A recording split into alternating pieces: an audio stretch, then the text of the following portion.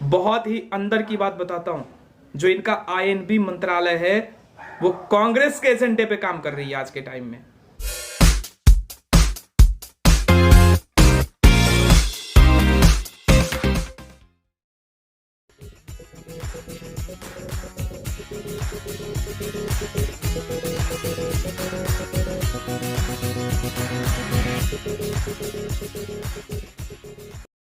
Hello नमस्कार, एक बार फिर से हाजिर हूं मैं आप लोगों के बीच में। मेरा नाम रितेश है और आप देखना शुरू कर चुके हैं नेशन फर्स्ट। दोस्तों, आज दो मुद्दे पे बात करेंगे। पहला मुद्दा, क्या 2024 में बीजेपी पार्लियामेंट का चुनाव हारने जा रही है, और दूसरा मुद्दा कि क्या 2022 के विधानसभा चुनाव को योगी जी गंवाने वाले हैं। दोस्तों, आज इस मुद्दे को हम क्यों डिस्कस कर रहे हैं, इसके आलोक में दोस्तों बंगाल इलेक्शन के रिजल्ट के निहितार्थ छुपे हुए हैं। तो दोस्तों चलिए इस मुद्दे को डिस्कस करते हैं। उससे पहले आप सभी लोगों से मेरा रिक्वेस्ट है, प्लीज जिन भाइयों ने अभी तक चैनल सब्सक्राइब नहीं किया, प्लीज आप चैनल को सब्सक्राइब करें, और अगर हमारे वीडियोस, हमारे कंटेंट आपको पसंद आते हैं तो प्लीज आप उसे लाइक्स करें एंड शेयर करें। दोस्तों, बंगाल चुनाव 2021 जो रिजल्ट आया, बीजेपी को 77 सीटें और टीएमसी को 213 सीटें मिली। बुरी तरीके से बीजेपी को बंगाल चुनाव गंवाना पड़ा। मैं आपको ऐसा क्यों कहने जा रहा हूं, और मैंने आज दो क्वेश्चन क्यों राइज किए।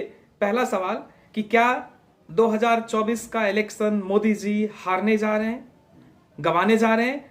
क्या 2022 का जो उत्तर प्रदेश के विधानसभा चुनाव है उसमें योगी जी को नुकसान होने जा रहा है, योगी जी की सरकार नहीं बचेगी। ये यक्ष प्रश्न है दोस्तों।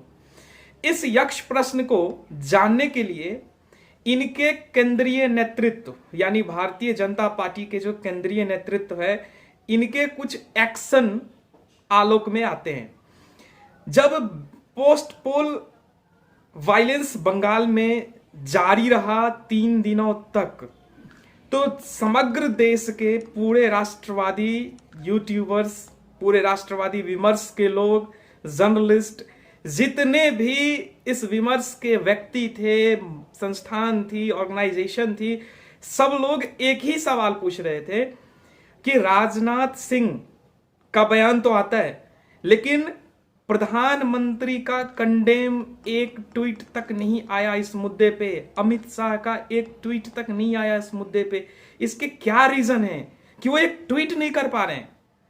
उनके अपने कार्यकर्ता, वहां की निर्दोष जनता इस वायलेंस का शिकार हो रही है, लेकिन इनके तरफ से एक ट्वीट तक नहीं आ रहा है। उस समय में ये दोस्तों बहुत हो हंगामा हुआ, कई सारे राष्ट्रवादी यूट्यूबर्स के ऊपर अटैक्स भी हुए, उनके आईडी को भी उड़ा दिया गया, बहुत सारी चीजें हुई। पूरे देश में एक विमर्श सा फैल गया कि क्या मोदी जी अक्षम हो गए हैं। बड़े सारे यूट्यूबर्स ने तो यहां तक कहा कि क्या मोदी और अमित शाह की रीढ़ की हड्डी गल गई है। तरह तरह के प्रोपेगेंडा कहते हैं इसको, या फिर राष्ट्रवादियों का एक आक्रोश कहें इसे, ये पूरे देश में चला। दोस्तों, मुद्दा अभी हाल के 1-2 दिन पहले का है।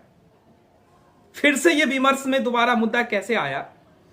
भारतीय जनता पार्टी के जो राष्ट्रीय प्रवक्ता हैं संबित पात्रा, उनके द्वारा कांग्रेस के तथाकथित टूलकिट को जो ट्वीट किया गया, ट्वीट करने के बाद ट्विटर इंडिया ने उस टूलकिट के ट्वीट किए जाने को मैनिपुलेटेड बताया, यानी मनगढ़ंत बताया कि इन्होंने अपने मन से कुछ चीजें, डॉक्यूमेंट्स इन्होंने बना लिया है और उसको कांग्रेस पे चिपकाना चाहते हैं। मेरा सवाल है कि क्या सेंट्रल गवर्नमेंट आईएनबी मंत्रालय, जो इनका सूचना और प्रसारण मंत्री हैं प्रकाश जावड़ेकर, वो सिर्फ कांग्रेस के एजेंडे में शामिल होने के लिए मंत्री है क्या? क्या वो इन चीजों को कंडेम नहीं कर सकते? क्या वो ट्विटर इंडिया से सवाल नहीं पूछ सकते कि आपने जिस मुद्दे पे हमारे प्रवक्ता का ट्वीट को मैनिपुलेटेड ट्वीट बताया है, क्या वो ट्वीट में जो दिए गए डॉक्यूमेंट हैं, साक्ष्य हैं, क्या उसकी जांच पूरी हो गई? क्या कांग्रेस पार्टी पाक साफ हो गई इस मुद्दे से? अगर नहीं हुई तो आप कौन होते हैं हमारे प्रवक्ता के ट्वीट को मैनिपुलेटेड बताने वाले? लेकिन दोस्तों, मैं आपको बहुत ही अंदर की बात बताता हूं, जो इनका आईएनबी मंत्रालय है वो कांग्रेस के एजेंडे पे काम कर रही है आज के टाइम में। जो कांग्रेस का एजेंडा होता है वो इनके आईएनबी मंत्रालय निष्क्रिय भाव से अपने पार्टी के लिए और सक्रिय भाव से विपक्षियों के लिए काम करते हैं। मतलब आप कह लें कि पूरी तरह से इनका आईएनबी मंत्रालय, जो इनकी सूचना और प्रसारण मंत्री हैं, वो निष्क्रिय हैं आज के डेट में। मैं आपको कुछ तथ्य बताऊंगा।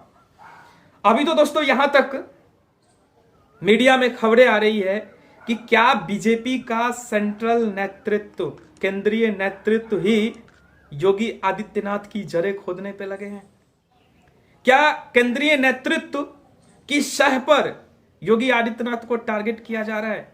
क्या केंद्रीय नेतृत्व के निर्देशन पर योगी आदित्यनाथ के ऊपर कई तरह के गलत और भ्रामक चीजें थोपी जा रही है? दोस्तों इस सवाल को पहले समझते हैं।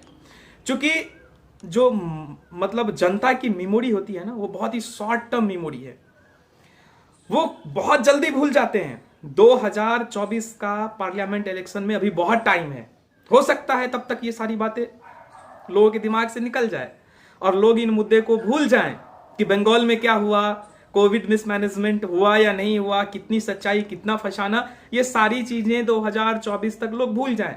हो सकता है मोदी जी को नुकसान ना हो, दोबारा से फिर से मोदी जी चुने जाएं, लेकिन 2022 का जो विधानसभा का चुनाव है, चूंकि उत्तर प्रदेश की कुल आबादी 22 करोड़ है। अगर मैं आपको एक आंकड़ा दूं कि उत्तरी अमेरिका महाद्वीप, यूरोप महाद्वीप के जितने देश हैं, उन सारे देशों की आबादी से तुलना करें तो उत्तर प्रदेश की आबादी ज्यादा है। तो कोविड में जो कुछ भी मौतें हुई, दुर्भाग्यपूर्ण मौतें, उस मौतों के पीछे पूरा मीडिया गिरोह काम किया कि उन मौतों को उन्होंने कई तरह के प्रचार और प्रसार के माध्यम से लाशों की तस्वीरें, चिताओं की तस्वीरें, न्यूयॉर्क टाइम्स, वाशिंगटन पोस्ट इत्यादि अंतरराष्ट्रीय मीडिया में इनकी खबरें चली, इनका फोटो सेशन हुआ। तो जो गिरोह वो चाह रहा है जिस एजेंडे के तहत कि मोदी के बाद योगी बीजेपी का फेस ना बने, तो वो अपने गिरोह जिस एजेंडे को चला रहा है उसमें वो कामयाब हो रहे हैं। लेकिन क्या केंद्रीय नेतृत्व, भारतीय जनता पार्टी की केंद्रीय नेतृत्व क्या इसको हवा दे रही है? सवाल ये है दोस्तों, ये बात सच है, कोई भी नेता नहीं चाहेगा कि उसके समकक्ष कोई तीसरा नेता आके खड़ा हो जाए। यह बात मोदी के साथ भी लागू हो सकती है, नहीं भी हो सकती है कि योगी उनके समकक्ष आके खड़े हो जाए। और इनके कैबिनेट में कुछ ऐसे मंत्री हैं, कुछ ऐसे लोग हैं जो मोदी को खुश करने के लिए, हो सकता है मोदी का डायरेक्टली ऐसा, मोदी जी का कोई मन ना हो कि योगी जी को नीचे किया जाए, या योगी जी का जो लेवल है, जो उनकी लोकप्रियता है, उसको कम किया जाए, या उत्तर प्रदेश के विधानसभा चुनाव में इनको नुकसान कराया जाए। मोदी जी की ऐसी मानसिकता नहीं होगी, मैं मानता हूं। लेकिन इनके आसपास जो लोग हैं वो ऐसे बहुत सारे एजेंडे पे काम कर रहे हैं बीजेपी के भीतर कि योगी जी 2022 के चुनाव को न जीत पाए। पूरी तरह से इन्होंने ताकत लगाया है दोस्तों, नो शक, इसमें कोई शक नहीं है। और इस पक्ष में जितने भी मेरी तरह और मेरे संपर्क में बड़े सारे ऐसे यूट्यूबर्स हैं, जानने वाले लोग हैं, जिनका आईडी इस मुद्दे को लेकर हाल के दिनों में एक ट्रोल आर्मी के द्वारा हटाया गया। मैं आपको दावे के साथ कह सकता हूं कि कांग्रेस का आईटी सेल आज के टाइम में, आज के इस वक्त में बीजेपी के आईटी सेल से ज्यादा मजबूत है। भले एक पार्टी के तौर पे उनकी कोई हैसियत ना हो, लेकिन जिस तरह से उनके प्रचार तंत्र ने चीजों को फैलाया है, लोगों तक चीजों को पहुंचाया है, उसका असर हो रहा है। 2014 में जब मोदी जी देश के प्रधानमंत्री बने तो उसमें सबसे ज्यादा योगदान सोशल मीडिया का था दोस्तों। और 2019 में भी जब दोबारा ये चुन के आए हैं तो सोशल मीडिया का योगदान था। चूंकि सोशल मीडिया में फेसबुक, ट्विटर, दो चीजों की बात करूंगा, क्योंकि इंस्टाग्राम एक ऐसी सोशल मीडिया प्लेटफॉर्म है जो इंटरटेनमेंट से जुड़ा हुआ है, तो उसका पॉलिटिकल से दूर दूर तक कोई लेना देना नहीं है। लेकिन खास करके ट्विटर पे जो कोई मुद्दे उछाले जाते हैं वो मेन स्ट्रीम मीडिया का हेडलाइंस बनता है। और ये बात इन लोगों के समझ में नहीं आ रही है, सत्ता प्रतिष्ठानों में बैठे हुए लोगों को, किनके विरोध में एक एजेंडा चलाया जा रहा है ट्विटर पे। वो ट्विटर इंडिया जो सरकार के गाइडलाइंस पे भारत में काम कर रही है, वो सरकार के खिलाफ बिना किसी सबूत के जा रही है, लेकिन सरकार कुछ नहीं कर पा रही है। जानने वाली बात यहां पे ये है कि आईएनबी मंत्रालय इन सारे मुद्दे पे चुप्पी साधे बैठा है, वो एक स्टेप तक नहीं उठा पा रहे हैं। जो कोरोना का पूरा मिसमैनेजमेंट, जो आरोप लगाया गया कि उत्तर प्रदेश के मुख्यमंत्री द्वारा कोरोना का मिसमैनेजमेंट हुआ, वहां पे कोरोना में कोई काम नहीं किया गया। तो मैं आपको जानकारी के लिए कह दूं कि पूरे देश में जिस तरह का माहौल बनाया गया सोशल मीडिया पे कि मोदी जी ने कोरोना में कोई काम नहीं किया या कोरोना का बहुत ज्यादा मिसमैनेजमेंट इनके गवर्नमेंट के द्वारा हुआ, उसका रिएक्शन उत्तर प्रदेश के विधानसभा चुनाव में पड़ेगा, 100% पड़ेगा। कितना पड़ेगा ये कोई नहीं कह सकता, लेकिन उसका रिएक्शन जरूर होगा। क्योंकि दोस्तों सोशल मीडिया पे जो चीजें आज के टाइम में चलती है, ट्रेंडिंग टॉपिक बनता है, ट्रेंड करवाया जाता है, उन मुद्दे का कहीं ना कहीं दोस्तों असर पड़ता है। भले ही आप समझे या ना समझे, भले ही उत्तर प्रदेश में योगी जी फिर से चुन के आ जाएं, 2024 में मोदी जी दोबारा से प्राइम मिनिस्टर बन जाएं, लेकिन एक सवाल तो है। और हम जैसे राष्ट्रवादी, जो राष्ट्रवादी हैं, बीजेपी समर्थक नहीं है। क्योंकि बीजेपी राष्ट्रवाद का समर्थन करती है, इसलिए हम बीजेपी के साथ हैं। अगर बीजेपी राष्ट्रवाद का समर्थन नहीं करेगी तो हम बीजेपी के साथ नहीं रहेंगे। जो राष्ट्रवाद का समर्थन करेगी, राष्ट्र के मुद्दे पर, नेशन फर्स्ट के मुद्दे पर जो पार्टी या जो संगठन खड़ी रहेगी, हम उसके साथ हैं।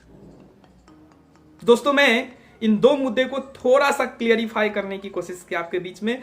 बाकी दोस्तों आगे कई सारे ऐसे मुद्दे हैं जिन पे हम आपसे मिलते रहेंगे, वीडियोस में उन चीजों को क्लियरिफाई करते रहेंगे। दोस्तों अगर हमारे कंटेंट आपको पसंद आ रहे हैं तो प्लीज आप हमारे वीडियोस को लाइक्स करिए, शेयर करिए, बेल आइकन को जरूर दबाइए। और जिन लोगों ने अभी तक प्लीज चैनल को सब्सक्राइब नहीं किया है, आप जरूर दोस्तों सब्सक्राइब करें। Thank you. फिर मिलते हैं दोस्तों नेक्स्ट वीडियो में, तब तक के लिए आप सभी का हृदय से आभार। Thank you.